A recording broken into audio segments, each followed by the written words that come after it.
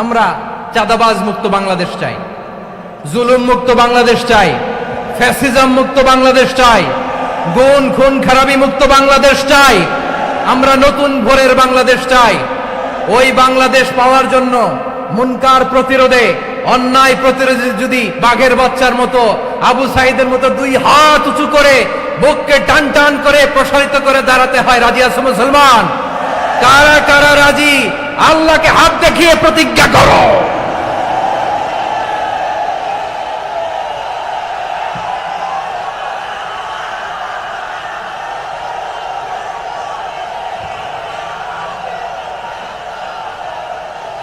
সম্মানিত সুধী,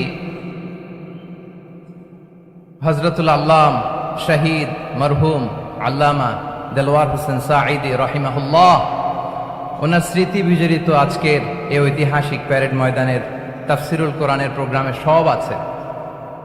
স্টেজ আছে, শ্রোতা আছে, প্যান্ডেল আছে, মিডিয়া কাভারেজ আছে, কিন্তু আমাদের কলিজার টুকরাটা আমাদের মাঝে নাই। আজকের এই প্রোগ্রামে আলোচক হয়ে এই চেয়ারে আমি না বসে ওই শ্রোতাদের কাতারে বসে যদি আমাদের আল্লামার নুরানি চেহারার দিকে তাকিয়ে ওয়াজ শুনতে পারতাম, আমাদের হৃদয়টা ঠান্ডা হয়ে যেত, আমাদের তৃষ্ণার্ত হৃদয় শান্ত হতো। সব আজকে আছে, কি যেন নাই, ঠিক কিনা বলেন? আল্লাহ তাআলা প্রতি 100 বছরে একজন মুজাদ্দিদ পাঠান, প্রতি 100 বছরে একজন মুজাদ্দিদ, যিনি সমাজকে সংস্কার করেন। আল্লামা দেলওয়ার হোসেন সাঈদী রাহিমাহুল্লাহ ছিলেন তেমন একজন মুজাদ্দিদ। চিৎকার করে বলেন ঠিক কিনা? উনি শিরক বিদআতের আস্তানাকে তছনছ করে দিয়েছেন, তাওহীদের বাণীকে সমুন্নত করেছেন, গণমানুষের কাছে তাফসিরুল কোরআনকে জনপ্রিয় করেছেন। আজীবন আজীবন তিনি ইসলামকে বিজয়ী শক্তি হিসেবে দেখার স্বপ্ন দেখতেন। এত প্রাঞ্জল ভাষা, এত চমৎকার আধুনিক প্রেজেন্টেশন, গণমানুষের কাছে কোরআনের তাফসিরকে এভাবে জনপ্রিয় করে তোলার মতো ব্যক্তিত্ব আল্লামা সাঈদী ছাড়া দ্বিতীয় কেউ এই বাংলার ভূখণ্ডে নাই। এই যে তাফসিরুল কোরআন, এই যে টার্মিনোলজি, এই টার্মটাই উনি আসলে জনপ্রিয় করেছেন। আমরা আগে জানতাম না যে এভাবে তাফসির করা যায়, এভাবে scientific indications of the Holi কোরআনকে মানুষের কাছে পেশ করা যায়, এভাবে এত জীবন ঘনিষ্ঠ করে, এত ইন্টারেক্টিভ করে কোরআনের কথাগুলো মানুষের কাছে উপস্থাপন করা যায়। উনি অন্যায়ের বিরুদ্ধে সবসময় সোচ্চার ছিলেন, প্রতিবাদী কণ্ঠস্বর ছিলেন। ওনার আলোচনা শুনলে দেহের রক্ত টকবক করে ফুটতে থাকতো। আল্লাহু আকবার, আল্লাহু আকবার, আল্লাহু আকবার। He was a strong mouthpiece of Islamic revivalism. Islamic জাগরণের স্ট্রং মাউথপিস ছিলেন আল্লামা সাঈদী রাহিমাহুল্লাহ। অনেক দোয়া পেয়েছেন, আমরা পড়েছি, এমন জীবন তুমি করিবে গঠন, মরণে হাসিবে তুমি, কাঁদিবে ভুবন। গোটা বিশ্বকে তিনি কাঁদিয়েছেন। আল্লামা যখন ইন্তেকাল করলেন, আমি তখন মালয়েশিয়া থেকে যুক্তরাষ্ট্রে একটা কনফারেন্সে যোগ দিতে যাচ্ছি, কাতার এয়ারলাইন্সে। মালয়েশিয়া থেকে দোহাতে নামলাম। দোহায় যখন আমার ট্রানজিট, তখন শুনতে পেলাম যে আল্লামা বিদায় নিয়েছেন। সোশ্যাল মিডিয়ায় শুনে বিশ্বাস করতে পারলাম না। মুহূর্তের মধ্যেই মাসুদ সাঈদী ভাইকে মেসেজ করলাম, উনি কোনো উত্তর দিতে পারলেন না। মাসুদ ভাইয়ের সাথে যখন কোলাকুলি করি, আমাদের শামীম ভাইয়ের সাথে যখন কোলাকুলি করি, মনে হচ্ছে আল্লামা সাঈদীর ঘ্রাণ পাই। শরীরটা লিটারালি কাঁপছিল, নিজেকে মানাতে পারছিলাম না, বিশ্বাস করতে পারছিলাম যে আসলে আল্লামা বিদায় নিয়েছেন। ইন দ্য মিন টাইম আমার সেকেন্ড ফ্লাইট, দোহা টু নিউ ইয়র্ক, 12 ঘন্টার ফ্লাইটে উঠলাম। ইন্টারনেট থেকে বিচ্ছিন্ন হলাম। নামার পরে শুনলাম আল্লাহু আকবার, যেখানে ওনাকে কবরস্থ করার কথা ছিল সেখানেও কবর দিতে দেয়া হয় নাই। ছবিগুলো দেখতে লাগলাম, হাসিমাখা মুখ, হাসিমাখা নিথর দেহটা, মরণে হাসিবে তুমি, কাঁদিবে ভুবন। From east to west, from north to south, the entire globe, গোটা বিশ্ব ওনার জন্য কেঁদেছে, গোটা বিশ্ব কেঁদেছে। কাবার গিলাফ ধরে ধরে মানুষ চিৎকার করেছে। এর চেয়ে শ্রেষ্ঠ মৃত্যুকার হতে পারে? আমাদের আল্লামার আর কি পাওয়ার ছিল বলেন? আর কি পাওয়ার ছিল? কুল্লু নাফসিন যায়িকাতুল মাউত, যারাই দুনিয়াতে আসবে তারা ইন্তেকাল করবে, এটা আমরা মেনে নেই, এটা আমরা জানি। কিন্তু অবাক করা বিষয় হচ্ছে আমরা আজও জানি না আমাদের আল্লামার মৃত্যু কি স্বাভাবিক হয়েছে নাকি এটা পরিকল্পিত মেডিকেল কিলিং ছিল। এটা যে পরিকল্পিত মেডিকেল কিলিং ছিল এটা ধারণা করার পেছনে অনেক কারণ আছে। তিনি আধিপত্যবাদের বিরুদ্ধে সোচ্চার ছিলেন, ফ্যাসিবাদের বিরুদ্ধে সোচ্চার ছিলেন, রাজনৈতিক প্রতিহিংসার শিকার ছিলেন। এজন্য এটা মেডিকেল কিলিং হতে পারে এ ধারণা আমরা করতেই পারি। আওয়াজ করে বলেন ঠিক কিনা? যে সময়টা আমরা কাটাচ্ছি এত সুন্দর সময় বাংলাদেশ আর পাবে না। আমাদের জন্মের পর থেকে এরকম চমৎকার সময় আমরা পাই নাই। এটাই আসল সময়। আমরা ইন্টারিম গভর্নমেন্টের কাছে দাবি জানাই, উচ্চতর তদন্ত কমিটি করে এটা কি হত্যাকাণ্ড ছিল নাকি স্বাভাবিক মৃত্যু ছিল, এই রিপোর্ট গণমানুষের কাছে প্রচার করে জানাতে হবে। এই দাবির সাথে কি সবাই আপনারা একমত? কারা কারা একমত হাত তুলে দেখান।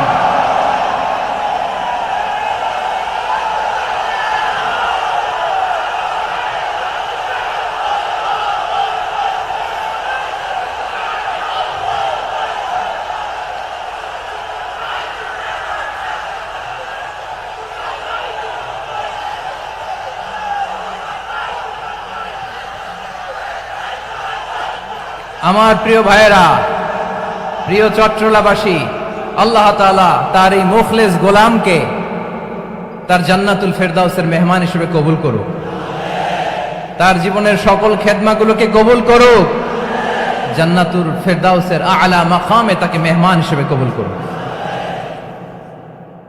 আল্লামা শহীদ দেলোয়ার হোসেন সাঈদী রাহিমাহুল্লাহ, উনি ছাড়াও এই ঐতিহাসিক ময়দানে কথা বলেছেন আল্লামা লুৎফুর রহমান রাহিমাহুল্লাহ। চলে গিয়েছেন আমাদেরকে ছেড়ে। তিনি বলতেন, ইনশাআল্লাহ মিজান আবার আসবে। হুজুর আমি তো আসলাম, আপনি তো আমাদেরকে ছেড়ে চলে গেলেন। আল্লাহু আকবার, আল্লাহু আকবার, আল্লাহু আকবার। গলায় কোনো সুর ছিল না, সুর দিয়ে কথা বলতেন না, কিন্তু এত চমৎকার শব্দের বুনন, এত চমৎকার প্রেজেন্টেশন, এত চমৎকার ভাবে ঐতিহাসিক বর্ণনাগুলো তিনি উপস্থাপন করতেন। মন্ত্রমুগ্ধ হয়ে আমরা আল্লামা লুৎফুর রহমানের কথা শুনেছি। আমরা হযরতুল আল্লাম লুৎফুর রহমান রাহিমাহুল্লাহর জন্য এই বিশাল ময়দান থেকে দোয়া করছি, আল্লাহ তাআলা তুমি তোমার এই খাদেমকে জান্নাতের মেহমান হিসেবে কবুল করে নাও। আরো অনেক আল্লামারা এখানে কথা বলেছেন, বিশেষ করে বাইতুল শরফের মরহুম পীর সাহেব হুজুর থেকে শুরু করে আরো যারা যারা তারকাতুল্য ওলামায়ে কেরাম এই চট্টগ্রামের ময়দানে কথা বলেছেন, আলো ছড়িয়েছেন। আমরা এই লক্ষ লক্ষ তাওহীদি জনতাকে নিয়ে তাদের জন্য দোয়া করছি, আল্লাহ তাআলা ওনাদের জীবনের সকল ভুল ত্রুটি ক্ষমা করে দিয়ে তাদেরকে জান্নাতুল ফেরদাউসের মেহমান বানিয়ে নিক। আমরা এই ঐতিহাসিক প্যারেড ময়দানের প্রোগ্রাম থেকে স্মরণ করতে চাই 24-এর ছাত্র নাগরিক অভ্যুত্থানে আমার যে সমস্ত ছাত্র নাগরিক ভাইয়েরা দেহের তাজা রক্ত বিলি দিয়ে নতুন বাংলাদেশ আমাদেরকে উপহার দিয়েছে। বিশেষ করে আপনাদের এই চট্টগ্রামের শহীদ ফয়সাল, শহীদ ওয়াসিম সহ সকল শহীদকে আল্লাহ তাআলা কবুল করুক। আমরা সবাই পড়ি আমিন। প্রিয় ভাইয়েরা, আমি নগণ্য একজন কোরআনের ছাত্র, এত বিশাল মঞ্চে এত বড় প্ল্যাটফর্মে কথা বলা আমার জন্য সাজে না। তারপরও আমাদের মুরব্বীরা আমাদের ডানে বায়ে বসে আছেন, ওনাদের আদেশ ক্রমে, ওনাদের অনুমতি ক্রমে কিছু কথা আজকের এই ঐতিহাসিক প্রোগ্রামে আপনাদের সামনে উপস্থাপন করার চেষ্টা করব। ওমা তৌফিক ইল্লা বিল্লাহ। প্রিয় ভাইয়েরা, 5 দিন ব্যাপী এই তাফসিরুল কোরআনের প্রোগ্রামে অনেক ওলামা হযরত কথা বলেছেন। যারা কোরআন সুন্নাহ থেকে আমাদেরকে কোরআনের কথাগুলো শোনালেন, আমরা যেন সেগুলো আমল করতে পারি, আল্লাহ আমাদেরকে তৌফিক দান করুন। শুরুতে আমাদের নিয়তটাকে খালেস করে নেওয়া দরকার। এই যে গ্যাদারিং, এই যে হিউজ শোডাউন, এগুলো যদি আমাদের নিজেদেরকে পরিবর্তন না করে তাহলে এতে কোনো লাভ নাই। জোরে বলেন ঠিক কিনা? এই প্রোগ্রাম যদি আমাদের জীবনকে পরিবর্তন করে, আমাদের চিন্তার ডিএনএ কে চেঞ্জ করে দেয়, তাহলেই চট্টগ্রামের প্যারেড ময়দান সার্থক। আসুন আমরা চিন্তাকে খালেস করে নেই। আমরা সবাই নিয়ত করি যে যতটুকু কথা আমরা কোরআনের আলোকে শুনবো, আমলের নিয়তে শুনবো ইনশাআল্লাহ। বলেন সবাই। আপনারা সবাই ঠিকঠাক আছেন তো? কখন আসছেন আপনারা? সবাই আসছেন কখন?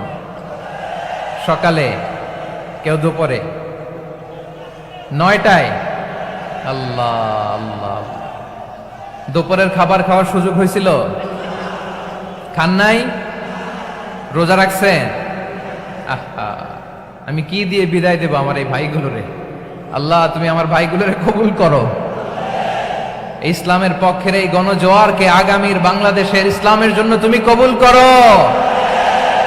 যেই ভালোবাসা ইসলামের জন্য হয়, যেই গণজোয়ার কোরআনের জন্য হয়, পৃথিবীর কোন শক্তি দিয়ে সেটাকে আটকানো যায় না। জোরে বলেন ঠিক কিনা? এজন্য গ্রাজুয়ালি, সিস্টেম্যাটিক্যালি, মেথোডোলজিক্যালি আমাদেরকে আগাতে হবে, শুধু আবেগ দিয়ে নয়। বিবেকেরও দরকার আছে না নাই? প্রিয় ভাইয়েরা, আসুন, আমাদের কথা অনেক বেশি, সময় অনেক কম। আমরা আর কাল বিলম্ব না করে মহাবিশ্বয় মহাগ্রন্থ আল কোরআন আল কারীম থেকে কিছু কথা শুনি। আমি যে টপিকটা নিয়ে আজকের ঐতিহাসিক চট্টগ্রামের প্যারেড ময়দানের তাফসিরুল কোরআন প্রোগ্রামে আলোচনা করব, সেটা হচ্ছে সূরাতু আন-নাহলের 90 নম্বর আয়াত নিয়ে কিছু কথা আমরা উপস্থাপন করবার চেষ্টা করব ইনশাআল্লাহ। আমার খুতবার শুরুতেই আপনারা মোটামুটি আন্দাজ করে ফেলেছেন যে আমি কি নিয়ে আলোচনা করব, কারণ যে আয়াতটি আমি তেলাওয়াত করেছি এই আয়াতটি প্রায়শই এই ভূখণ্ডে, এই বাংলাদেশে জুমার দিনে খতিব সাহেবরা দ্বিতীয় খুতবা শেষের দিকে পড়ে না? কি কমন পড়ছে? ইন্নাল্লাহা ইয়া'মুরু বিল আদলি ওয়াল ইহসান ওয়া ইতাই যিল কুরবা ওয়া ইয়ানহা আনিল ফাহশাই ওয়াল মুনকারি ওয়াল বাগি ইয়াইদুকুম লাআল্লাকুম তাযাক্কারুন। মুখস্থ আছে না সবার? আসুন আমরা এই আয়াতের সরল অর্থ, এর মর্মবাণী, এর সংক্ষিপ্ত তাফসীর সবাই মিলে আজকের এই প্রোগ্রাম থেকে উদ্ধার করার চেষ্টা করি। আপনারা মনোযোগী আছেন তো? ইনশাআল্লাহ। এই আয়াতটা অনেক কম্প্রিহেন্সিভ একটা আয়াত। সাইয়েদনা আব্দুল্লাহ ইবনে মাসউদ রাদিয়াল্লাহু তাআলা আনহু উনি বলেছেন, ইন্নাহা মিন আজমাই আয়াতিল কুরআন, এটা কোরআনের সবচেয়ে জামে মানে আয়াত। যদিও ছোট্ট আয়াত, অল্প কিছু কথামালা, কিন্তু তিনি বলতেন এটা কোরআনের সবচাইতে জামে মানে সবচেয়ে কম্প্রিহেন্সিভ একটা আয়াত, যেখানে কথা কম, শব্দ কম, কিন্তু এটার দোতনা, এটার আবেদন, এটার মিনিং অনেক বেশি। সুবহানাল্লাহ। এই আয়াতে আল্লাহ তাআলা বেসিক্যালি আমাদেরকে 3টা বিষয়ে আদেশ করেছেন আর 3টা বিষয়ে বারণ করেছেন, মানে নিষেধ করেছেন। আওয়াজ করে বলুন, আদেশ করেছেন কয়টা? প্রিয় চট্টলার ভাইয়েরা, আমার মতো এই যে 3 আঙ্গুল উঁচু করে বলেন, আদেশ করেছেন কয়টা? আবার নিষেধও কয়টা?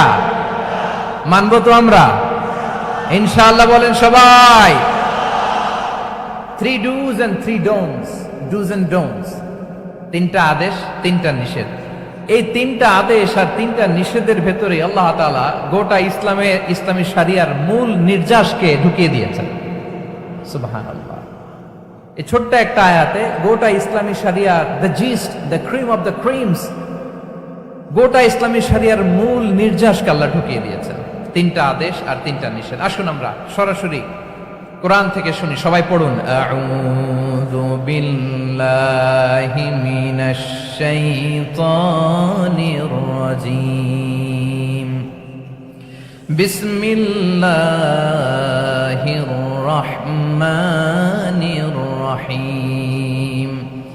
ইন্নাল্লাহা ইয়া'মুরু বিল আদলি ওয়াল ইহসানি ওয়া ইতাই যিল কুরবা ওয়া ইয়ানহা আনিল ফাহশাই ওয়াল মুনকারি ওয়াল বাগি ইয়াইযুকুম লাআল্লাকুম তাযাক্কারুন।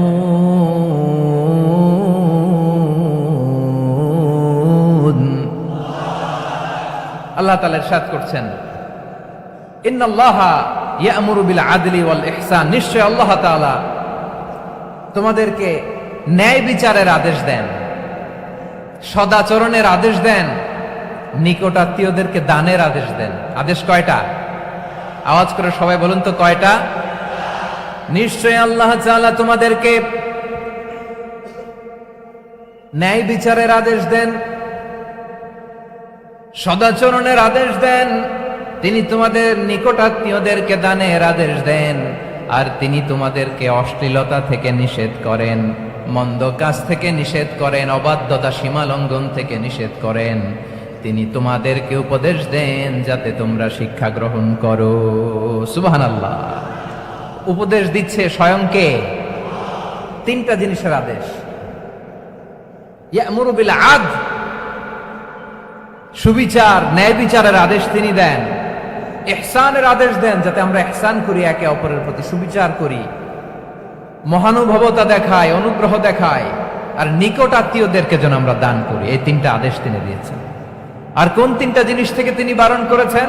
অশ্লীলতা, ফাহশা, মুনকার, মানে সব মন্দ আর অসৎ কাজ, এগুলো থেকে তিনি আমাদেরকে বারণ করেন।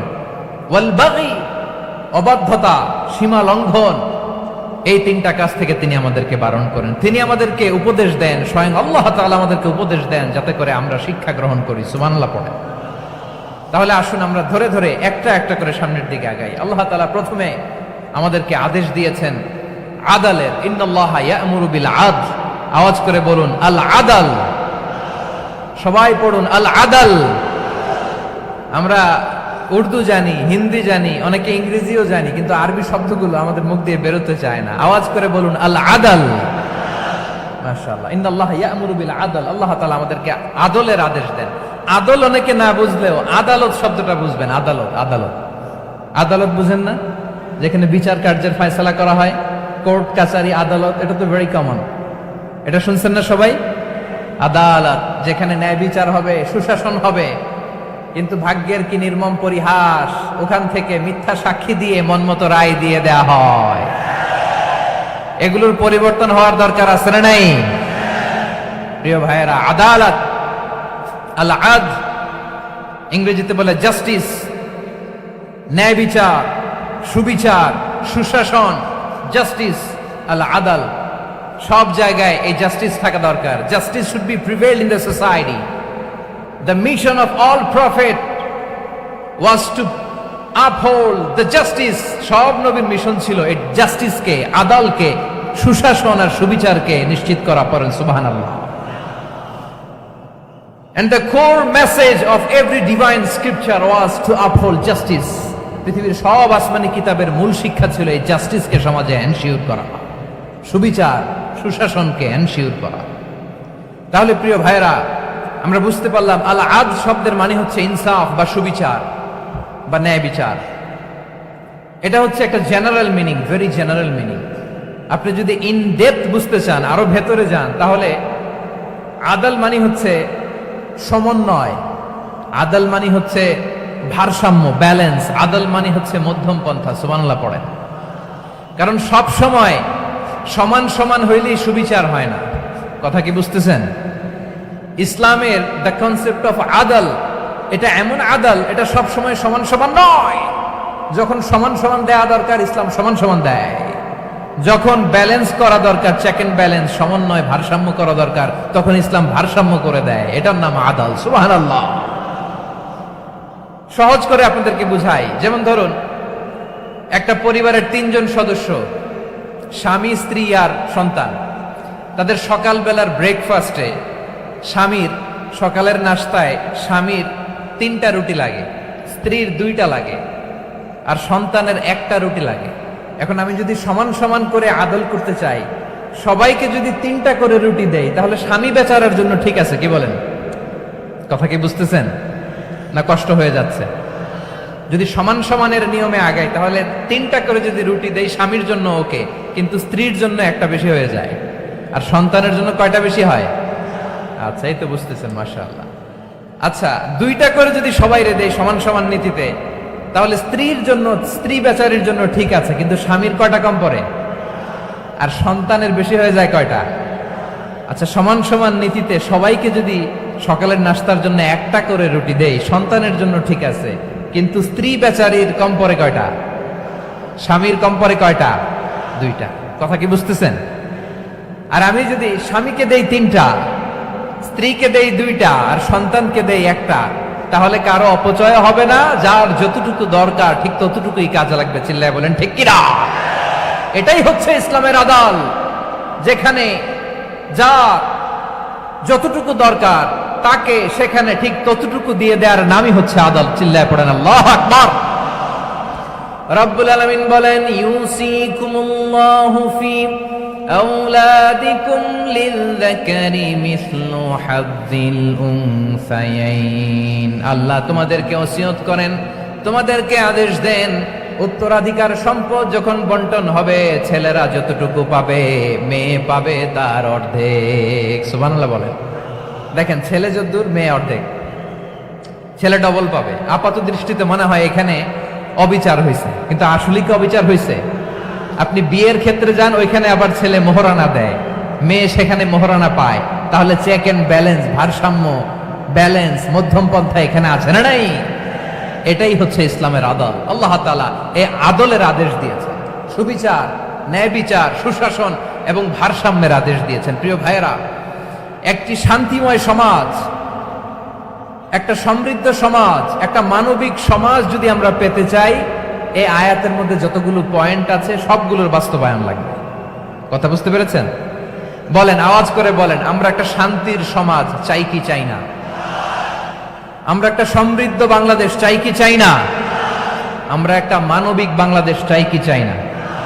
এই আয়াতে আল্লাহ তাআলা একটা মানবিক সমাজের রূপরেখা টেনেছেন। তার প্রথম কথা হচ্ছে ইন্নাল্লাহা ইয়ামুরু বিল আদল। আল্লাহ তাআলা তোমাদেরকে আদলের নির্দেশনা দেয়, সুবিচার, সুশাসনের নির্দেশনা দেয়। যে সমাজে আদল থাকে না, সেই সমাজে জুলুম মানুষের ঘাড়ে চেপে বসে। আদলের বিপরীত হচ্ছে জুলুম। আদলের বিপরীত কি? জুলুম বা জাওর, অত্যাচার, অবিচার, বৈষম্য। এই যে বৈষম্য বিরোধী ছাত্র আন্দোলন কেমন পড়ছে? এই যে একজন সমন্বয়ক তো দেখা করলো আমার সাথে। জুলুম মানে হচ্ছে বৈষম্য। বৈষম্যের স্থান ইসলামে নাই, অবিচারের স্থান ইসলামে নাই, জুলুমের স্থান ইসলামে নাই। আল্লাহ তাআলা বলেন যে আমি জুলুমকে নিজের জন্য হারাম করেছি এবং তোমাদের জন্য হারাম করেছি। বিশ্বনবী ফরমান, আল্লাহ তাআলা বলেন হাদিসে কুদসিতে, ইয়া ইবাদি ইন্নী হারামতুয যুলমা আলা নাফসি ওয়া জাআলতুহু বাইনাকুম মুহাররামান ফালা তাযালামু। আমার গোলামেরা শোনো, নিশ্চয় আমি আল্লাহ তাআলা জুলুমকে আমি আমার উপরে হারাম করেছি, অনুরূপভাবে জুলুম করাকে তোমাদের উপরেও হারাম করেছি। ফলে ফালা তাযালামু, তোমরা একে অপরের সাথে জুলুম করো না। নির্দেশনাটা কার? খবরদার, জুলুমের সাথে আমাদের কোনো সম্পর্ক নাই। আল্লাহ তাআলা আদলের আদেশ দিয়েছেন, আদালতের আদেশ দিয়েছেন, সুশাসনের, ন্যায় বিচারের আদেশ দিয়েছেন। ইন্নাল্লাহা ইয়ামুরু বিল আদল। আমাদেরকে আদল প্রতিষ্ঠা করতে হবে। জুলুমের সাথে ইসলামের কোনো সম্পর্ক নাই। আল্লাহ তাআলা জালিমদের জন্য কঠিন শাস্তি প্রস্তুত করে রেখেছেন। যারা এই আদলকে ভুলুণ্ঠিত করে জুলুমের রাস্তায় হাঁটতে চায়, তাদের প্রাপ্য কিয়ামতের ময়দানে বুঝিয়ে দিবে কে? আল্লাহ তাআলা তাদের প্রাপ্যকে বুঝিয়ে দিবেন। এজন্য বিশ্বনবী বলে, খবরদার, তোমরা ইনসাফ করবে, আদল করবে, জুলুম করবে না। আয-যুলমু যুলুমাতুন ইয়াউমাল কিয়ামা। জুলুম কিয়ামতের দিন অন্ধকার হয়ে জালিমের ঘাড়ে চেপে বসবে। আবার বিশ্বনবী বলতেন, ইত্তাকি দাওয়াতাল মাজলুম। খবরদার, তোমরা মজলুমের কান্নাকে ভয় করো। ফাইন্নাহু লাইসা বাইনাহু ওয়া বাইনাল্লাহি হিজাব। কেননা মজলুমের কান্নার মাঝে আর আল্লাহর আরশের মাঝে কোনো পর্দা থাকে না। বিশ্বাস হয়? এই কথা বিশ্বাস হয়? এর জলজন্ত প্রমাণ তো আমরা নিজেরাই দেখলাম। হ্যাঁ, মজলুমের কান্না ফুলে ফেপে মহিরুহ হয়ে, পাহাড়ের মতো হয়ে, বিস্ফোরিত হয়ে জালিমের মসনদকে ছারখার করে দিয়েছে। এর প্রমাণ তো আমরা নিজেরাই তো দেখলাম। জালিমের পরিণতি কি হয় আমরা জীবদ্দশাই তো দেখলাম। এমনও কোনো জুলুম নাই যে হয় নাই, ঠিক কিনা বলেন? আহারে জুলুম, আহারে জুলুম। রিসেন্টলি আয়না ঘরের কিছু ছবি প্রকাশিত হয়েছে সোশ্যাল মিডিয়ায়, দেখেছেন আপনারা?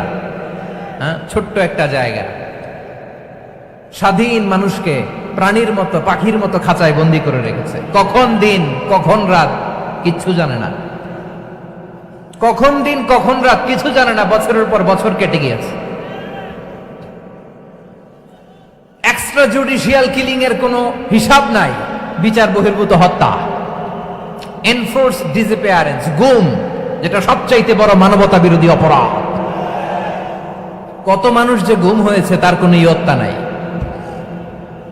যেই ফ্যামিলির সদস্য গুম হয়েছে, তারা কি ওই লোকটার জন্য মাগফিরাতের দোয়া করবে নাকি সুস্বাস্থ্যের দোয়া করবে তারা নিজেরাও জানতো না। কারণ জানে না ও বেঁচে আছে না মরে গেছে। আহা, বিডিআর নওজওয়ানদের যারা ছাড়া পেল দেখলাম বিনা অপরাধে, কোনো অন্যায় ছাড়া, অপরাধ ছাড়া তাদের জীবন থেকে, তাদের তারুণ্যের, তাদের যৌবনের 15 বছর, 16 বছর, 17 বছর নাই। 6 মাস বয়সের ছোট বাচ্চাকে রেখে জেলে গেছে। 6 মাসের মেয়ে বেরোয় দেখে মেয়ের বয়স 17 বছর। মেয়ে বাবারে চিনে না, বাবা মেয়েরে চিনে না। মেয়েকে এখন বিয়ে দিয়ে আরেক ছেলের হাতে তুলে দিবে। মেয়ের শৈশব বাবা দেখে নাই, মেয়ের কৈশোর বাবা দেখে নাই, মেয়ের তারুণ্য দেখে নাই। আরেক যুবককে দেখলাম 14 বছরের 14 দিনের সংসার, 2 সপ্তাহের সংসার শেষে জেলে গেছে। কত যুবকের যে স্ত্রী চলে গিয়েছে ফ্যামিলি ছেড়ে, কারণ জানে না তো কবে আসবে, কি হবে, কেউ জানতো না। দাম্পত্য জীবনের মাত্র 14 দিনের স্মৃতি, এই স্মৃতিকে আঁকড়ে ধরে এক বোন 16টা বছর, 17টা বছর কাটিয়ে দিয়েছে। আমি নিউজটা দেখে ভাবলাম, আমার এই বোনের প্রতিটি দিন কিভাবে কেটেছে, প্রতিটি রাত কিভাবে কেটেছে, প্রতিটি ক্ষণ কিভাবে কেটেছে। বিশ্বনবী বলেছেন, ইত্তাকি দাওয়াতাল মাজলুম ফাইন্না লাইসা বাইনাহু ওয়া বাইনাল্লাহি হিজাব। মাজলুমের কান্নাকে ভয় করো, কারণ মাজলুমের কান্না আর আল্লাহর মাঝে কোনো পর্দা থাকে না। আমরা আর এরকম কোন জুলুম বাংলাদেশে দেখতে চাই না। জোরে বলেন ঠিক কিনা? আর কেউ নতুন করে জালিম হোক আপনারা চান? আবার নতুন করে কেউ ফ্যাসিস্ট হোক আপনারা চান? এক দল আরেক দলকে নিশ্চিহ্ন করার রাজনীতিতে মেতে উঠুক, এটা আপনারা চান? আমরা বাংলাদেশকে আদল দিয়ে সাজাতে চাই। আমরা এই 56,000 বর্গ মাইলের প্রতিটা ইঞ্চি মাটিকে কোরআনের আইন দিয়ে সাজাতে চাই। রাজি আছেন আপনারা? কারা কারা রাজি দেখান হাত তুলে আল্লাহকে।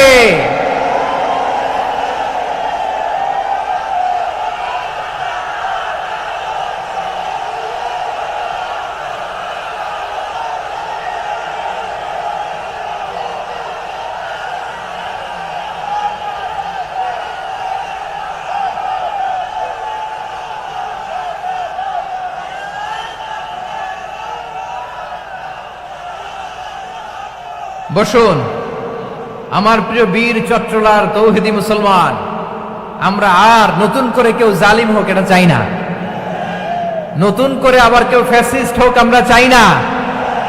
এক দল আরেক দলকে নিশ্চিহ্ন করার রাজনীতি করুক আমরা চাই না। আমরা সুশাসনের বাংলাদেশ চাই। আমরা মানবিক বাংলাদেশ চাই। আমরা একটা সমৃদ্ধ বাংলাদেশ চাই।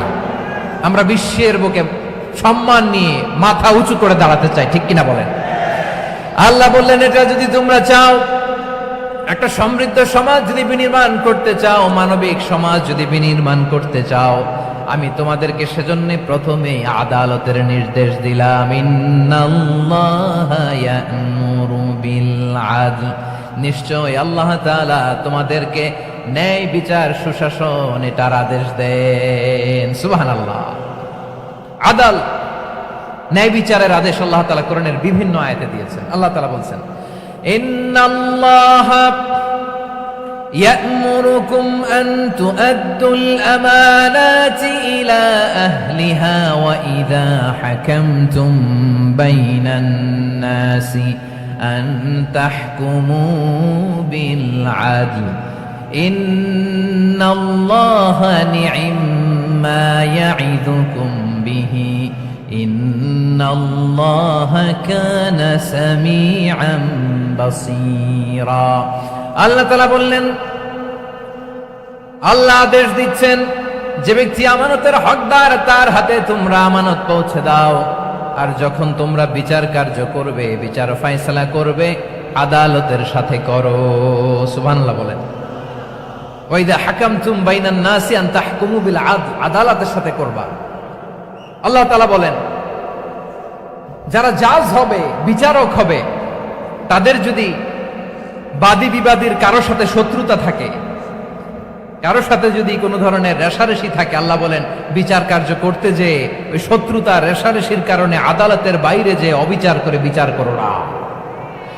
ওয়ালা ইয়াজরিমান্নাকুম শানাআনু কওমিন আলা আল্লা তা'দিলু ই'দিলু হুয়া আকরাবু লিত্তাকওয়া ওয়াত্তাকুল্লাহা ইন্নাল্লাহা খাবীরুম বিমা তা'মালুন। খবরদার কোন জাতির প্রতি, কোন গোষ্ঠীর প্রতি, কোন গোত্রের প্রতি আক্রোশ যেন তোমাদেরকে ন্যায় বিচার থেকে দূরে সরিয়ে না দেয়, বরং আমি আল্লাহর আদেশ হলো ই'দিলু, তোমরা আদল করো, ন্যায় বিচার করো, সুবিচার করো, সুশাসন প্রতিষ্ঠা করো। হুয়া আকরাবু লিত্তাকওয়া, এটাই তাকওয়ার সবচেয়ে কাছাকাছি। সুবহানাল্লাহ বলেন। কোরআনের বিভিন্ন আয়াতে আল্লাহ তাআলা স্পেসিফিকলি ধরে ধরে বিচার করার সময় আমরা যেন আদল করি সেটা বলেছেন। কোরআনের কোন কোন জায়গায় আল্লাহ তাআলা এই আল আদল শব্দটা ব্যবহার করেছেন। আবার একই জিনিস ইনসাফ, সুবিচার, সুশাসন, ন্যায় বিচার, ন্যায় পরায়ণতা বুঝাতে আল্লাহ তাআলা কখনো কখনো আল কিসত শব্দটা ব্যবহার করেছেন। আওয়াজ করে সবাই বলুন আল কিসত। প্রিয় ভাইরা, সবাই আওয়াজ করে আমার সাথে সাথে বলুন আল কিসত। আল্লাহ তাআলা বলেন ওয়া ইন হাকামতা ফাহকুম বাইনাহুম বিল কিসতি ইন্নাল্লাহা ইউহিব্বুল মুকসিতিন। যখন তুমি বিচার করবে, বিশ্বনবীকে উদ্দেশ্য করে অ্যাড্রেস করে বললেন, নবী হে, ইহুদিরা কোনো বিষয়ে মীমাংসার জন্য যদি আপনার দরবারে আসে, যদি বিচার করতে হয়, খবরদার অবিচার করবেন না। ফয়সালা যেটা করবেন কিসতের সাথে করবেন, ন্যায় পরায়ণতার সাথে করবেন, কারণ ইন্নাল্লাহা ইউহিব্বুল মুকসিতিন, নিশ্চয় আল্লাহ রাব্বুল ইজ্জাত ন্যায় পরায়ণশীলদেরকে বড্ড ভালোবাসেন। সুবহানাল্লাহ বলেন। ন্যায় পরায়ণ লোকদেরকে আল্লাহ তাআলা বড্ড ভালোবাসেন। অন্য আয়াতে আল্লাহ তাআলা বলছেন وَنَضَعُ الْمَوَازِينَ الْقِسْطَ لِيَوْمِ الْقِيَامَةِ فَلَا تُظْلَمُ نَفْسٌ شَيْئًا। আমি কিয়ামতের দিন ন্যায় পরায়ণতার মানদণ্ড স্থাপন করব, যেটাকে আমরা মিজানের পাল্লা বলি। আল্লাহ বলেন ন্যায় বিচারের মানদণ্ড কিয়ামতের ময়দানে আমি আল্লাহ স্থাপন করব। সেদিন কারো প্রতি বিন্দু পরিমাণ, এক চুল পরিমাণ অবিচার করা হবে না, কোনো অবিচার করা হবে না। সেদিন সুশাসন হবে, সুবিচার হবে, ন্যায় পরায়ণতার সাথে বিচার হবে। আওয়াজ করে পড়েন আল্লাহু আকবার। তাহলে প্রিয় ভাইরা, যে তিনটি বিষয়ে আল্লাহ তাআলা আমাদেরকে আদেশ দিয়েছেন, তার প্রথমটা হচ্ছে আদালত, ইনসাফ, সুবিচার, ন্যায় বিচার। এটা আমরা চাই কি চাই না? বিশ্বনবী ন্যায় বিচার, ন্যায় পরায়ণতা, সুশাসন প্রতিষ্ঠিত করেন কি করেন নাই? আপনারা বিশ্বনবীর সিরাত যারা পড়েছেন, আপনি দেখবেন বিশ্বনবীর সিরাতের পরতে পরতে, বাকে বাকে, সিরাতের বাকে বাকে এই আদালতের নমুনা মেলে। সুবহানাল্লাহ বলেন। ছোট্ট একটা নমুনা রাসূল সাল্লাল্লাহু আলাইহি ওয়াসাল্লামের আসিরা আল আতরা থেকে ছোট্ট একটা নমুনা আপনাদের খেদমতে এখানে উপস্থাপন করি। বিশ্বনবী সাল্লাল্লাহু আলাইহি ওয়াসাল্লাম মক্কা বিজয় করলেন ৮ম হিজরিতে। মক্কা বিজয় শেষে তিনি কয়েক সপ্তাহ মক্কাতে অবস্থান করলেন। ইন দ্য মিন টাইম মক্কার একটা ভেরি প্রেস্টিজিয়াস এন্ড ডিগনিফাইড ফ্যামিলির নারী চুরিতে ধরা পড়ল। কিসে ধরা পড়ল? সবাই বলেন কিসে? আমাদের সমাজে আসেনি এটা? আছে? ছোট না বড়? হ্যাঁ, হিসাব করে শেষ করা যায় না। ৩.৫ লাখ কোটি টাকা নাই উন্নয়ন প্রকল্পের নামে, উন্নয়ন প্রকল্পের নামে ৩.৫ লাখ কোটি টাকা নাই। ৩.৫ লাখ কোটি টাকা লিখতে পারবেন আপনি? একটা না লিখতে পারবেন? বুঝতেছেন কত বড় সংখ্যা? হ্যাঁ, বনু মাখজুমিয়া গোত্রের এক নারী মক্কায় চুরিতে ধরা পড়ল। বলেন তো চুরি করলে বিধান কি? কি কাটতে হবে? চুরির বিধান হলো হাত কেটে দাও। তাও সেটা গোপনে নয়, প্রকাশ্যে জনসম্মুখে হাত কেটে দাও। বনু মাখজুমিয়া গোত্রের নারী যখন চুরিতে ধরা পড়লো, সাহাবারা চিন্তায় পড়ে গেলেন। সবেমাত্র মক্কার লোকেরা কালিমা পড়ে মুসলমান হয়েছে, ইসলামের আইন কানুন তেমন জানে না, ইসলামী শরিয়ার সাথে বেশি পরিচিত নয়। এখন যদি বিশ্বনবী চুরির যেই বিধান এটা যদি কায়েম করে হাত যদি কেটে দেয়, না জানি মক্কার লোকেরা আবার বিগড়ে যায়, না জানি মক্কার লোকেরা আবার মুরতাদ হয়ে যায়, না জানি মক্কার লোকেরা ইসলাম থেকে দূরে সরে যায়।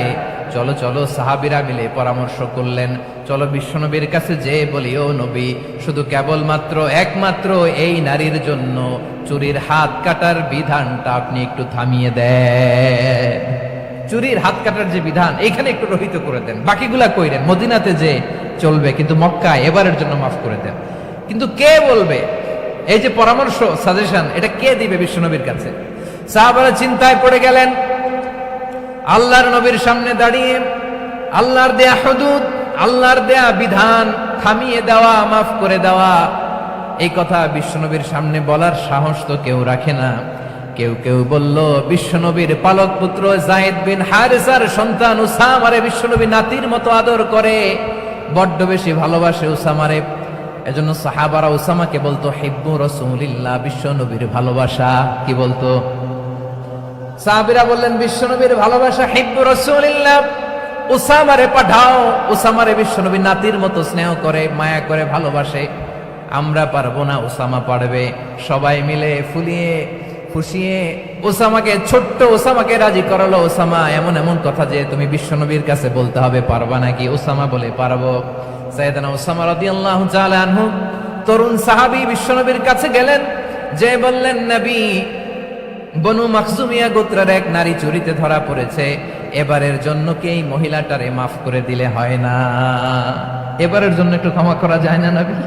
বিশ্বনবী বলেন, আতাশফাউ ফি হাদ্দিম মিন হুদুদিল্লাহ, তোমার এত বড় সাহস উসামা, তুমি আল্লাহর হাদ, আল্লাহর দেয়া বিধান, এটার ব্যাপারে সুপারিশ করতে এসেছো? তোমরা কি জানো তোমাদের আগে যত কওম, যত গোত্র, যত জনপদ ধ্বংস হয়েছে তার কারণ ছিল তাদের মধ্যে গরিবরা অন্যায় করলে তারা বিচার করত, আর ধনীরা অন্যায় করলে তারা মাফ করে দিত। খবরদার! ওয়া আইমুল্লাহ লাউ আন্না ফাতিমাতা বিনতি মুহাম্মাদিন সারাকাত লাকাতা মুহাম্মাদুন ইয়াদাহা। বিশ্বনবী বললেন, আরে ওসামা, বানু মাখজুমিয়ার ওই প্রেস্টিজিয়াস এন্ড ডিগনিফাইড ফ্যামিলির মেয়ে তো দূর কি বাত, অনেক দূরের কথা। জেনে রেখো ওসামা, আমার কলিজার টুকরা, নয়নের পুটুলি ফাতেমাও যদি মক্কার জমিনে আজকে এই চুরির দায়ে ধরা পড়তো, আমি বিশ্বনবী মুহাম্মাদুর রাসূলুল্লাহ ধরে ফাতেমার ডান হাতটা কেটে দিতে এক বিলম্ব দেরি করতাম না। ইন্নাল্লাহা ইয়া'মুরু বিল আদল, আমাদেরকে জাস্টিস শিখায়। পশ্চিমারা আমাদেরকে ইনসাফ শিখায়, আমাদেরকে সুশাসন শিখায়।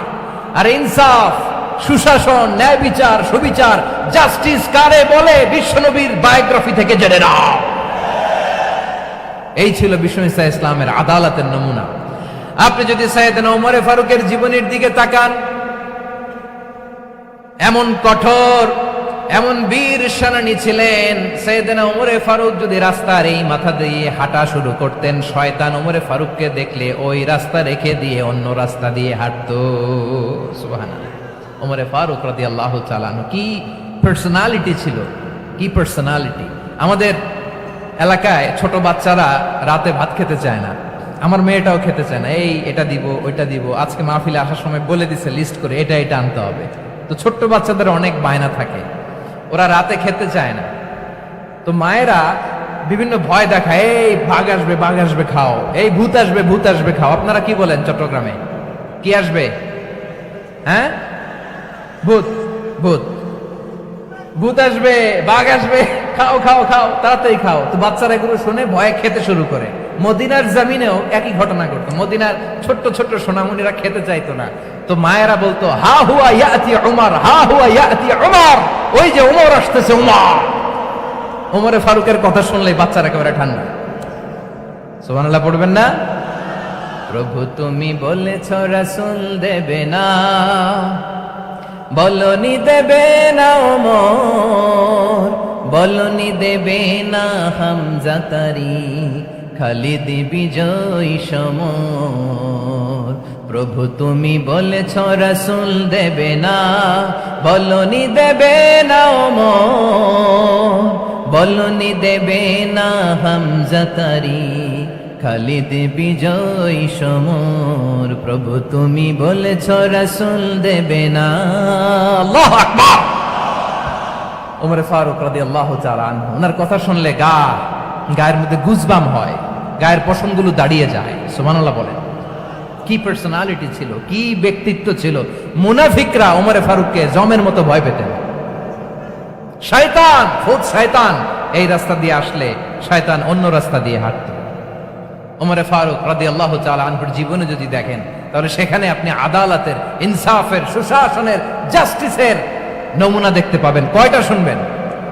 সাইয়েদনা ওমরে ফারুকের রাদিয়াল্লাহু তাআলা আনহুর সন্তান আব্দুর রহমান মিশরে মদ খেয়ে মদ্যপ অবস্থায় ধরা পড়েছে। মদ খাওয়ার কারণে, মদ যদি কেউ পান করে আর যদি প্রমাণিত হয়, তার বিচার হলো 80 বেত। আওয়াজ করে বলেন কয় বেত? বাংলাদেশেও তো এই আইন আছে নাকি? বাংলাদেশে আছে? হ্যাঁ, মদ খাইলে 80 বেত, এই আইন বাংলাদেশে চালু হোক। আমরা চাই কি চাই না? চাই সবাই। এজন্যই তো ইসলাম ভাল লাগে না। ইসলামকে ভাল লাগে না। ইসলামকে আউট করে রাখতে পারলেই তো এরকম বড় বড় বোতল খাওয়া যায়। একেবারে সহজ, পানির মতো সহজ হিসাব, একেবারে সহজ। ওমরে ফারুক রাদিয়াল্লাহু তাআলা আনহুর ছেলে ভুল করে মদ পান করে ফেলেছিলেন। আব্দুর রহমান, ঘটনা ঘটেছে মিশরে। মিশরের গভর্নর তখন আমর ইবনে আস রাদিয়াল্লাহু তাআলা আনহু। আব্দুর রহমানের ভাই যে গভর্নরকে বলল, গভর্নর যদি একটু দয়া করেন, খলিফার ছেলে আমার ভাই আব্দুর রহমান মদ্যপ অবস্থায় ধরা পড়েছে, জনসম্মুখে যদি আপনি বেত্রাঘাত করেন আমাদের প্রেস্টিজ থাকে না, যদি 80 বেত আপনি মারেন আমার কোনো কথা নাই, কিন্তু ঘরের ভেতরে মারেন। আব্দুর রহমানের ভাইয়ের সুপারিশ শুনে সাইয়েদনা আমর ইবনে আস রাদিয়াল্লাহু তাআলা আনহু রাজি হয়ে গেলেন। ঘরের ভেতরে লোকচক্ষুর আড়ালে 80 বেত তিনি মানলেন।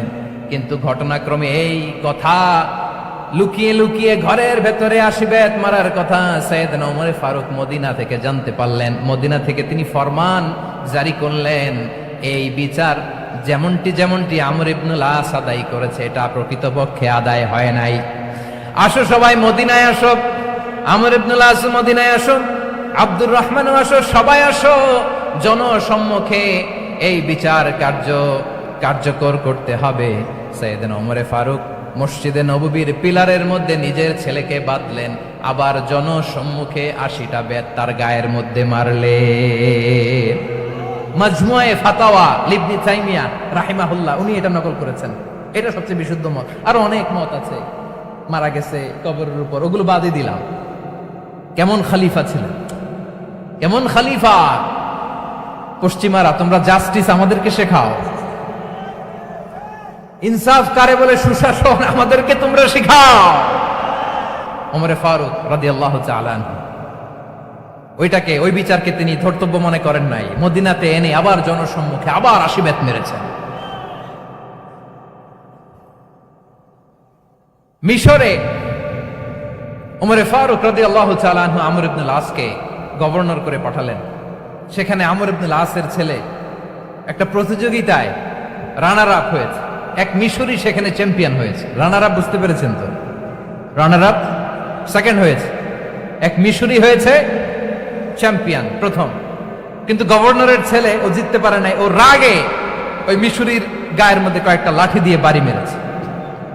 মিশরি যে মদিনাতে ওমরে ফারুকের কাছে বিচার দিলেন, আপনার গভর্নরের ছেলে অন্যায়ভাবে আমার গায়ে হাত তুলেছে। সাইয়েদনা ওমরে ফারুক আবার ফরমান জারি করলেন, আসো মদিনাতে আসো। মিশরীকে ডাকলেন। ওই মিশরের গভর্নর আমর ইবনে আস রাদিয়াল্লাহু তাআলা আনহুকে ডাকলেন, তার ছেলেকেও ডাকলেন। সবাই বসে রইল। আমর ইবনে আস রাদিয়াল্লাহু তাআলা আনহু মাথা নিচু করে বসে আছেন, লজ্জায় কাচুমাচু। হায় হায়, আজকে আমার ছেলের কারণে আমিরুল মুমিনিন খলিফাতুল মুসলিমিন ওমরে ফারুকের কাছে আমি জনসম্মুখে লজ্জিত হচ্ছি। সাইয়েদনা ওমরে ফারুক বললেন, এই নাও লাঠি, গভর্নরের ছেলে তোমার মাথার মধ্যে যতগুলো বাড়ি মেরেছে, আজকে জনসম্মুখে তুমি অতগুলা বাড়ি মারো। মিশরি বলে, থাক, আপনি যে ডেকে আনছেন সবার সামনে এটা বলছেন, এতেই আমি খুশি। আল্লাহু আকবার! আপনার মহানুভবতা দেখে আমি খুশি, আর অপমানের দরকার নাই। ওমরে ফারুক বলে, না, খবরদার, এই কথা মিশরি তুমি বলো না, মারো, যতগুলা বাড়ি মেরেছে মারো। বাধ্য হয়ে মিশরি আমর ইবনে আসের সামনে ওনার কলিজার টুকরা সন্তানের মাথার মধ্যে বাড়ি মারতে আরম্ভ করলেন। ঠিক যতগুলা বাড়ি গভর্নরের ছেলে আমর ইবনে আসের ছেলে মিশরির গায়ে মেরেছিল, মাথায় মেরেছিল, মিশরি গুনে গুনে ততটা মারলেন। এই দৃশ্য দেখে ওমরে ফারুক রেগে মেগে আগুন, রাগের চোটে রাগ, সামলাতে না পেরে আর নিজেকে সামলাতে না পেরে মিশরীরে বললেন, ছেলেরে মারা শেষ হয়ে গেলে এবার বাবার টাক মাথার মধ্যে কয়েকটা বাড়ি মার। রাগের চোটে, আউট অফ অ্যাঙ্গার, রাগের চোটে, যে আমার পাঠানো গভর্নর আমর ইবনুল আস তার ছেলেকে কেন আদব তারবিয়া কেন শিক্ষা দিতে পারে না। ছেলেরে মারা হইলে এবার আমর ইবনুল আসের মাথার মধ্যে দুইটা মারো। এটা রাগে বলেছেন, এটা শাস্তি হিসেবে না। সুবহানাল্লাহ পড়ে। তোমরা আমাদেরকে সুশাসন শিখাও, আমাদেরকে সুশাসন শিখাও। বিশ্বনবী বলেন, আদাল এটা যেন বিষয় না, এটা দিয়েই মানবিক সমাজ গড়তে হবে।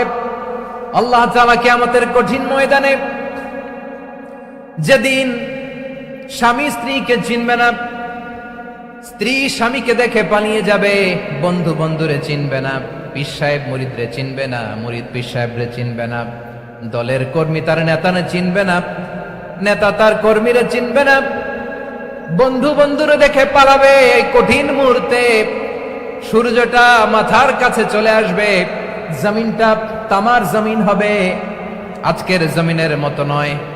মানুষ ঘর্মাক্ত, ক্লান্ত, শ্রান্ত মাথার মগজগুলো কানের ছিদ্র আর নাকের ছিদ্র দিয়ে বেয়ে বেয়ে পড়বে।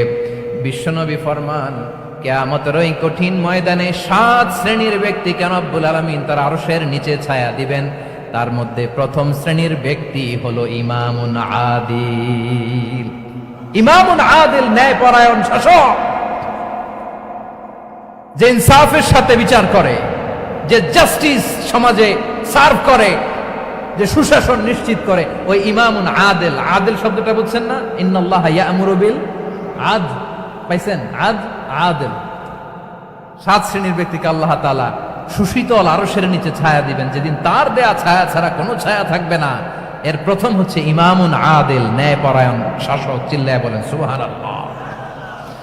আবার বিশ্বনবী বললেন, ইন্নাল মুকসিতিনা ইনদাল্লাহি আলা মানাবিরা মিন নূর আন ইয়ামিনির রহমান। কিয়ামতের দিন যারা ন্যায়পরায়ণ হিসেবে আল্লাহর সামনে দাঁড়াবে, কিয়ামতের দিন রব্বুল আলামিন তার আরশের ডান দিকে ওই ন্যায়পরায়ণ লোকদের জন্য আরশের ডান দিকে একটা নূরের মিম্বারে তাদেরকে বসার সুযোগ করে দিবে। আল্লাহর আরশের ডান দিকে ন্যায়পরায়ণ লোকদের জন্য আল্লাহ তাআলা নূরের মিম্বার বানাবে। 4 ঠিকানে কথা মনে করেছেন? আল আদাল, জাস্টিস। ইন্নাল্লাহা ইয়া'মুরু বিল আদল। আল্লাহ তাআলা এই আদালতের নির্দেশনা দেয়, সুবিচার, সুশাসন। প্রিয় ভাইয়েরা, এটা আমরা বাংলাদেশে চাই কি চাই না? এই যে অরাজকতা, এই যে অন্যায়, এই যে জুলুম, এই যে ইনকনসিস্টেন্সি, সমাজের অসঙ্গতির প্রধান কারণ জাস্টিস নাই, সুবিচার নাই, সুশাসন নাই। শেষবারের মতো আওয়াজ করে বলেন তো, আমরা বাংলাদেশে আদল চাই কি চাই না? তাহলে প্রথম নির্দেশনা শেষ। আল্লাহ তাআলা তোমাদেরকে আদলের আদেশ দেন। এরপরে আল্লাহ বললেন, আমি তোমাদেরকে ইহসানের আদেশ দেই। ইন্নাল্লাহা ইয়া'মুরু বিল আদলি ওয়াল ইহসান। আমি তোমাদেরকে যেমনি আদলের নির্দেশনা দেই, তেমনি ভাবে তোমাদেরকে ইহসানের নির্দেশনা দেই। ইহসান, আওয়াজ করে সবাই বলেন তো ইহসান। সবাই বলেননি? সবাই বললে এতটুকু আওয়াজ হবে আমি বিশ্বাস করি না। আওয়াজ করে বলুন আল ইহসান। ইহসান মানে কারো প্রতি সফট হার্টেড হওয়া, মহানুভব হওয়া, অনুগ্রহ পরায়ণ হওয়া, অনুগ্রহশীল হওয়া, একে অপরের প্রতি দয়াদ্র হওয়া। একে অপরের প্রতি দয়াদ্র, অনুগ্রহশীল হওয়া ছাড়া মানবিক সমাজ কঠিনকালেও গঠন করা সম্ভব না। প্রিয় ভাইয়েরা, সুন্দর আচরণ দিয়ে, ইহসান দিয়ে যা জয় করা যায়, নরম আচরণ দিয়ে যেটা অর্জন করা যায়, কঠোরতা দিয়ে সেটা পারা যায় না। বিষ্ণু ঈসা ইসলাম ইহসান দিয়ে, কোমল আচরণ দিয়ে, তার অনুগ্রহ দিয়ে তিনি অনেক কাফিরের হৃদয়কে জয় করে ফেলেছেন। সাইয়েদনা সুমামা ইবনে উসাল রাদিয়াল্লাহু তাআলা আনহুর কথা মনে পড়ে যায়। তিনি ছিলেন ইয়ামামার বাদশা। মদিনাতে বিশ্বনবীকে হত্যা করার নিয়তে এসেছিলেন। গোপনে গোপনে বিশ্বনবীকে হত্যা করে আবার ইয়ামামাতে তিনি ফিরে যাবেন। কিন্তু কি অবাক করা কাণ্ড, হত্যা করতে পারে নাই, সাহাবাদের হাতে তিনি ধরা পড়ে গেলেন। সাইয়েদনা সুমামা ইবনে উসাল রাদিয়াল্লাহু তাআলা আনহু হত্যার নিয়তে আসলেন, কিন্তু হত্যা করতে পারলেন না। সাহাবারা ওনাকে ধরে ফেললেন, ধরে মসজিদে নববীর পিলারের মধ্যে বেঁধে রাখলেন। সুমামা ইবনে উসাল, সিরাত থেকে শুনেন, সিরাত থেকে শোনাচ্ছি। রাদিয়াল্লাহু তাআলা আনহু ইয়ামামার অধিপতি ছিলেন। ইয়ামামা বিশ্বনবীকে হত্যার জন্য আসছেন, ধরা পড়ে গেছেন, এখন মসজিদে নববীতে বেঁধে রাখছে, তার মানে বন্দী। এখন স্ট্যাটাস কি? বন্দী, ক্যাপটিভ। বিশ্বনবী সাল্লাল্লাহু আলাইহি ওয়াসাল্লাম সাহাবাদেরকে বললেন, তার খোঁজ খবর নিও, সুমামা ইবনে উসালের খোঁজ খবর নিও। সাহাবারা বলেন, ইয়া রাসূলুল্লাহ, আপনাকে হত্যা করতে এসেছে, তার তো কঠিন ক্যাপিটাল পানিশমেন্ট হওয়া দরকার, কঠিন শাস্তি হওয়া দরকার। বিশ্বনবী বললেন, না, আমি যেটা জানি তোমরা সেটা জানো না, তোমরা সুমামার সাথে ভালো আচরণ করো। বিশ্বনবী সুমামার কাছে গেলেন। প্রথম দিন যে তিনি কালেমার দাওয়াত দিলেন, ইমানের দাওয়াত দিলেন, ইসলামের দাওয়াত দিলেন, রিসালাতের দাওয়াত দিলেন, আখিরাতের দাওয়াত দিলেন। পরের দিন যে বিশ্বনবী সালাতের দাওয়াত দিলেন, যাকাতের দাওয়াত দিলেন, ইসলাম কি, কিভাবে, কেমন করে পালন করতে হয় চমৎকার আর্টিকুলেট করতে শুরু করলেন। তন্ময় হয়ে সুমামা ইবনে উসাল রাদিয়াল্লাহু তাআলা আনহু বিশ্বনবীর কথাগুলো শুনতে আরম্ভ করলো। একদিন নয়, 2 দিন নয়, টানা 3 দিন বিশ্বনবী সুমামার কাছে ইসলামকে প্রেজেন্ট করেছেন, উপস্থাপন করেছেন। আওয়াজ করে বলেন, কয় দিন? 3 দিন। 3 দিন মসজিদে নববীতে বাধা। আর সাহাবীদেরকে বললেন, তার খোঁজ খবর নিও, তোমরা যে রুটি বানাও এর মধ্যে সবচেয়ে ভালো আটার রুটিটা তারে দিও, সবচেয়ে রিফাইন্ড খেজুর, যেটা পিওর খেজুর, এটা তারে দিও। আর বিশ্বনবী নিজের উট থেকে দুধ দহন করে ওনার বাড়ির এক কর্মচারীকে বলেছেন, দুধ দহন করে সুমামার জন্য নিয়ে যেও। সুবহানাল্লাহ পড়বেন না? সবাই তো অবাক, ইয়ামামা থেকে আসছে নবীকে হত্যা করতে, বিশ্বনবী দেখে তারে জামাই আদর করে, তাকে মজার মজার খাবার দিও, দুধ দিও, আদর আপ্যায়ন করো। 1 দিন নয়, 2 দিন নয়, টানা 3 দিন বিশ্বনবী এভাবে সুমামার কাছে যেয়ে ইসলামকে প্রেজেন্ট করতে আরম্ভ করলেন, ইসলামকে উপস্থাপন করতে শুরু করলেন।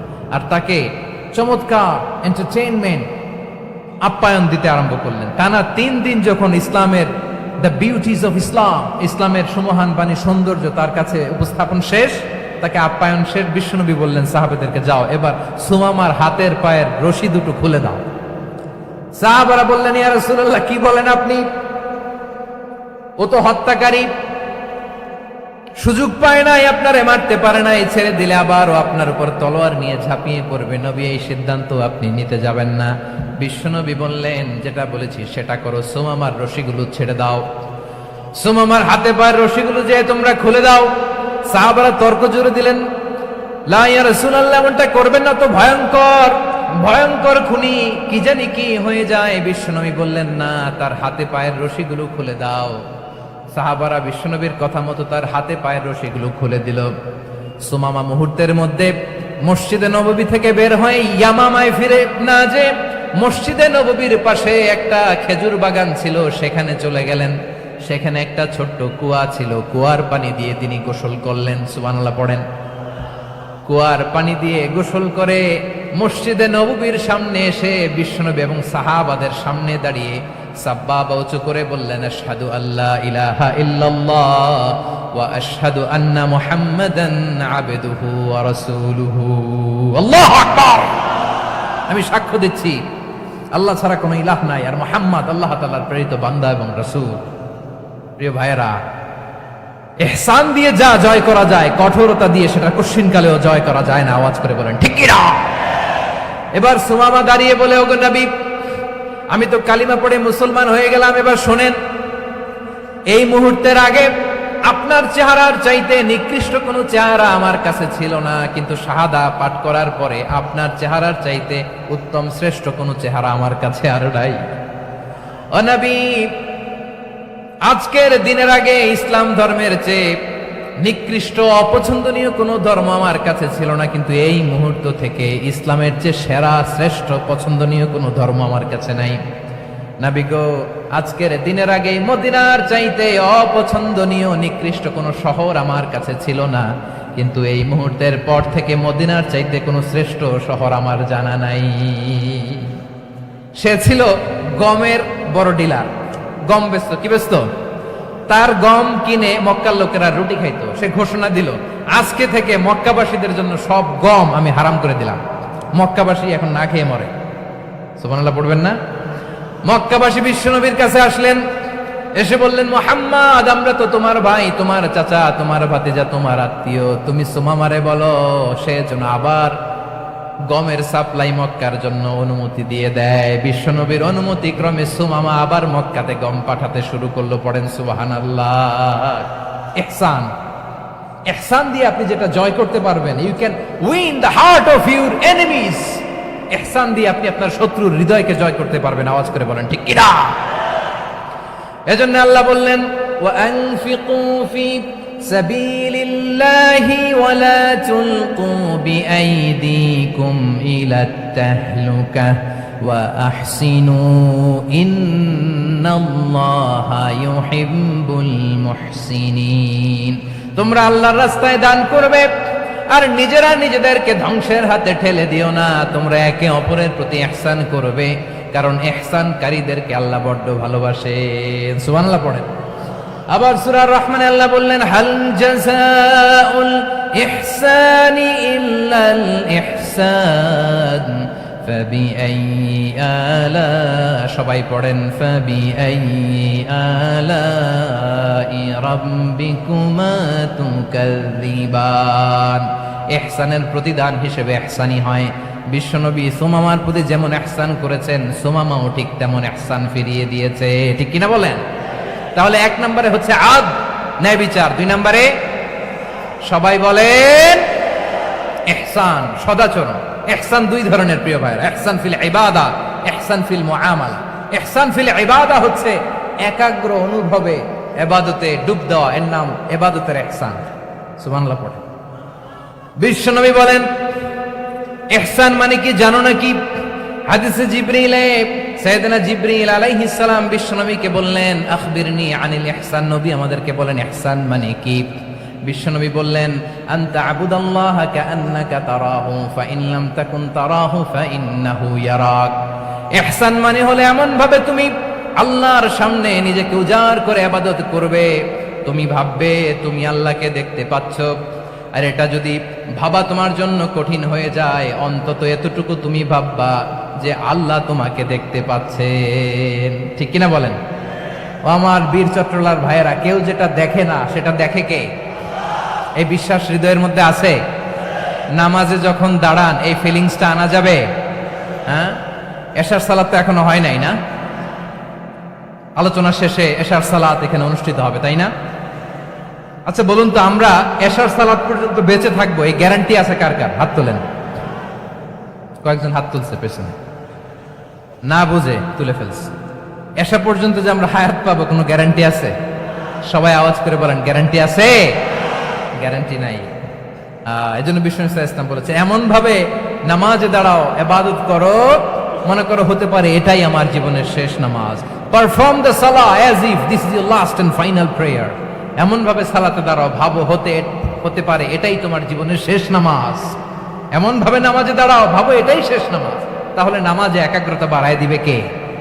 ফলে ইবাদতের ইহসান আমাদের অর্জিত হবে। আর মুআমালাতে ইহসান হলো,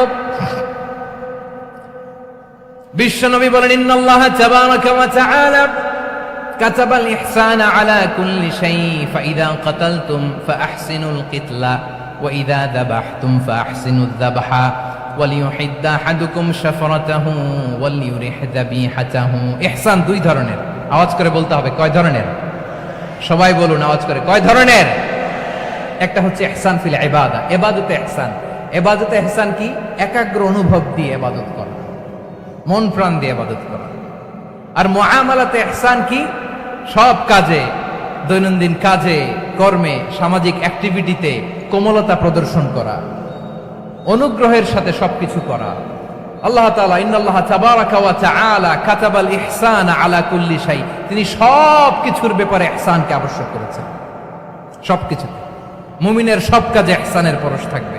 ওয়া ইযা কাতালতুম ফাহসিনুল কিতলা, বিষ্ণুই বলেন তুমি যখন কাউকে হত্যা করো ইহসানের সাথে করো। সুবহানাল্লাহ পড়বেন না? যখন হত্যা করো তখনও ইহসানের সাথে। আচ্ছা হত্যা করবো আবার ইহসান আসবে করতে করে, তো মেরেই ফেলবো আমি। আল্লাহ, ও ভাই একজন খুন করেছে, খুনি, রাষ্ট্রীয় আইনে তার শাস্তি হয়েছে ডেথ পেনাল্টি, মৃত্যুদণ্ড। এখন মৃত্যুদণ্ড দেখে আপনি যেমনি মন চায় তেমনি মারবেন লোকটারে? ওর নাক কেটে ফেলতে পারবেন? ওর কান কাটতে পারবেন? ওর চোখ উপড়ে ফেলতে পারবেন আপনি? যেমন মন চায় তার অঙ্গহানি করা যাবে না। ইহসানের সাথে তাকে হত্যা করো। সুবহানাল্লাহ, this is Islam, this is the true essence of Islam. ওয়াইদা যাবাহতুম ফাহসিনু যাবহা, যখন জবাই করবে তখনও ইহসানের সাথে জবাই করো। করব জবাই, ওইখানেও নাকি ইহসান। আচ্ছা, কুরবানির দিন আমরা পশুগুলোরে কি করি বলেন? সবাই আওয়াজ করে জবাই। জবাই মানে তো এটার মেরেই ফেলতেছি, একটু পরে তো টুকরো টুকরো করে গোশতগুলো খাবো, এটা তো খাবো, এটা তো মেরেই ফেলবে। বিশ্ব নেই বলে না, জবাইয়ের মধ্যেও মুমিনের জবাইয়ের ভেতরেও ইহসানের পরশ থাকা চাই।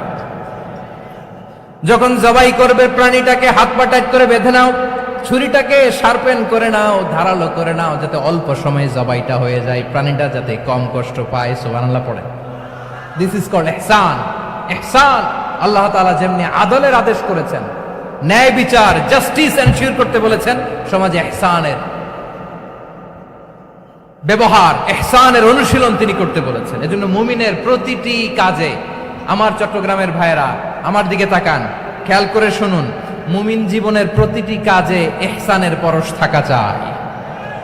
আমরা যেন আমাদের পরিবারের প্রতি ইহসান করি, আমরা যেন আমাদের কর্মচারীদের প্রতি ইহসান করি, আমরা যেন আমাদের কলিগদের প্রতি ইহসান করি, আমরা যেন আমাদের ভাইদের প্রতি ইহসান করি। মুমিন জীবনের প্রতি কাজে ইহসানের পরশ থাকার দরকার আছে না নাই?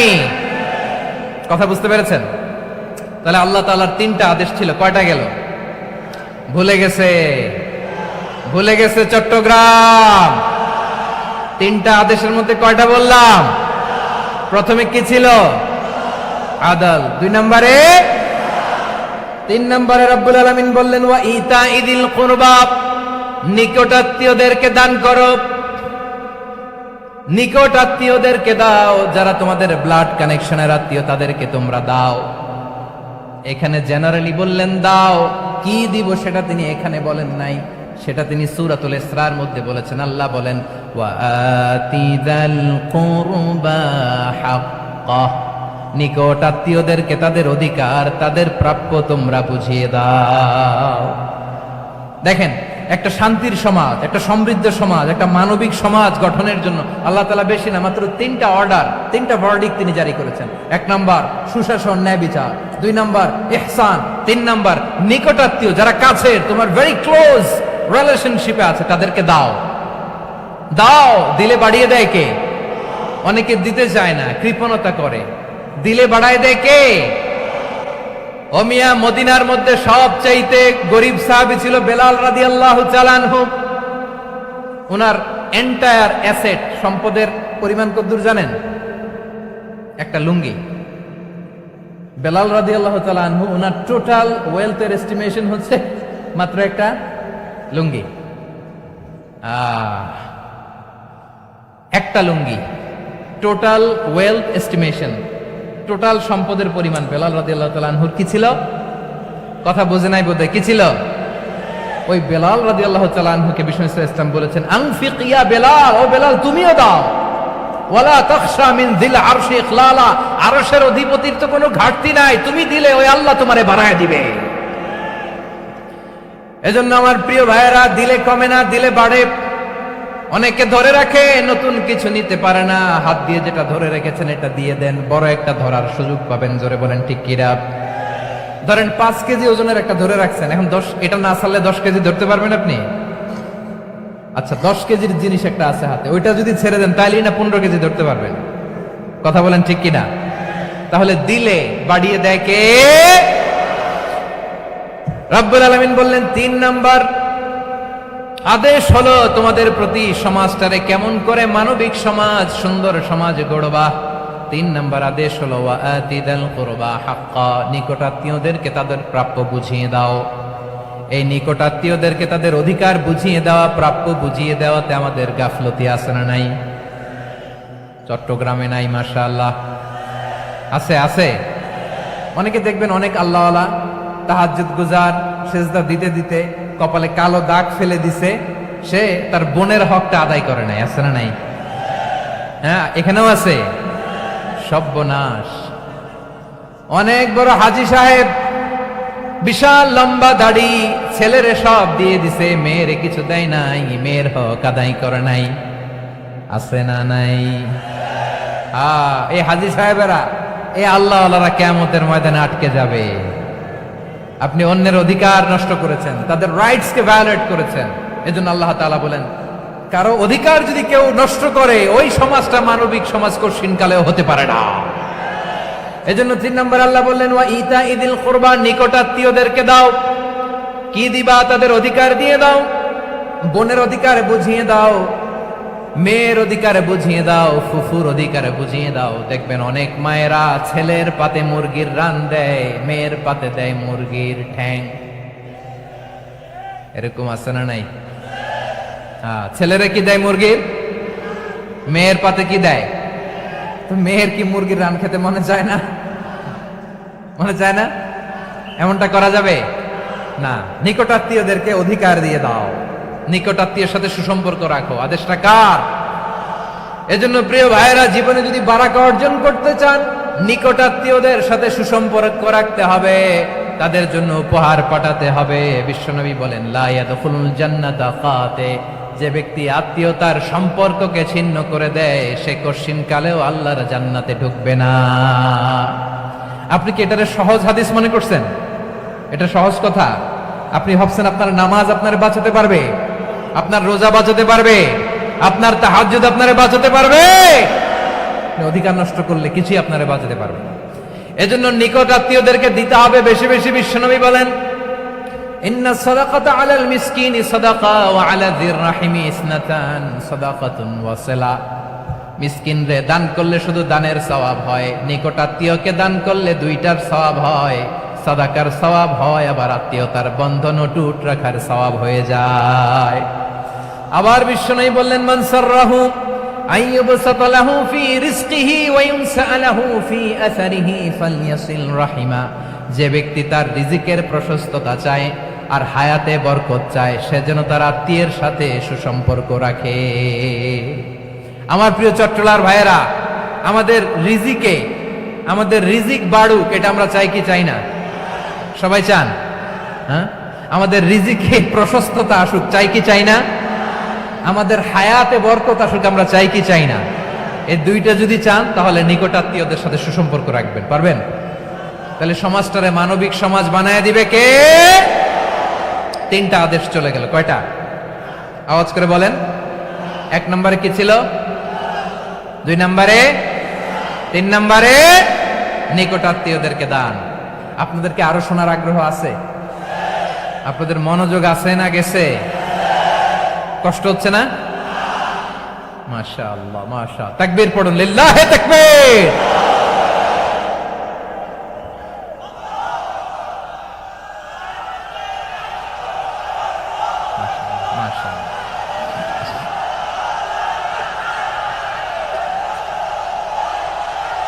আমার প্রিয় ভাইয়েরা, আল্লাহ তাআলা 3টা জিনিসের যেমনি আদেশ করেছেন, অনুরূপভাবে 3টা বিষয় তিনি বারণ করেছেন, নিষেধ করেছেন। ওগুলোর কাছেও যাওয়া যাবে।